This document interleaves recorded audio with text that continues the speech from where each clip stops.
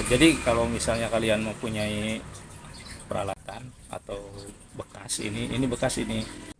Assalamualaikum warahmatullahi wabarakatuh. Hari ini saya akan membuat sesuatu ya. Ikuti aja, tonton sampai selesai ya. Dan jangan lupa like, komen, subscribe, dan share ya, biar channel saya makin berkembang. Yuk, ikuti.